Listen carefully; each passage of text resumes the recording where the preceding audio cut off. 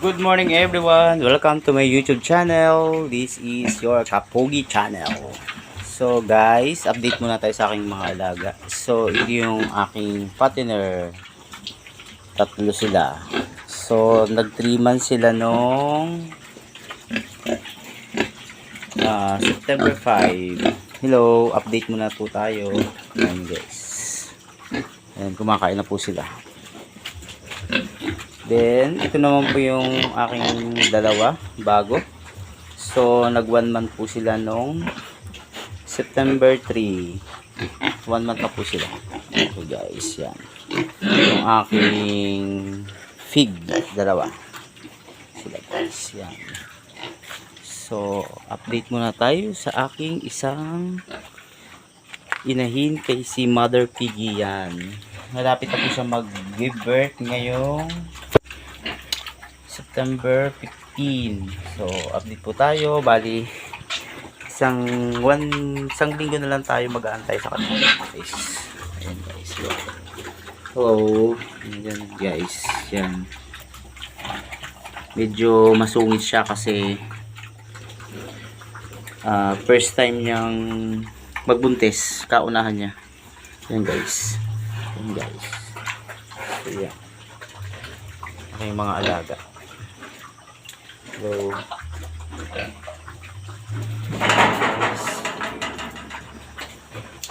guys. Ang dilaw makulit. Hello, Piggy. Oink, oink. Oink, oink. Hello. Oink, oink. 1 month na po sila ngayon. Yan. Hey, guys. Huwag po tayong susuko sa pag-aalaga. Kasi lahat po ng part ng province ng Batangas ay nadali ng ESF. Bali last year din nadali rin po, kaya lang kailangan ko pa rin pong magpatuloy kasi ito po yung passion ko. So dapat tayong mag-ingat, huwag tayo basta-basta magpapapasok na kung sino man tao sa ating bakuran o sa nalaga natin mga baboy para iwas sa mga virus. Yung number 1 po. So yun ang kailangan natin. So kailangan nating pag-ingatan ng ating puhunan. So napakahirap po talaga mag-invest lalo na sa baboy. Ang daming nalulugi, pero dahil sa kailangan nating ipagpatuloy, laban lang. Ayan guys, yun.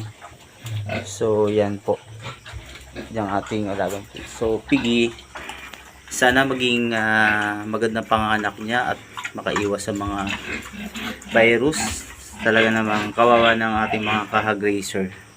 Talaga namang bugbog na sa gastusin. Kaya laban lang po tayong lahat. Tiis lang, kumbaga. At darating sa panahon natin, tayo naman ang kikita ng maganda at mababawi natin lahat ng ating pinaghirapan.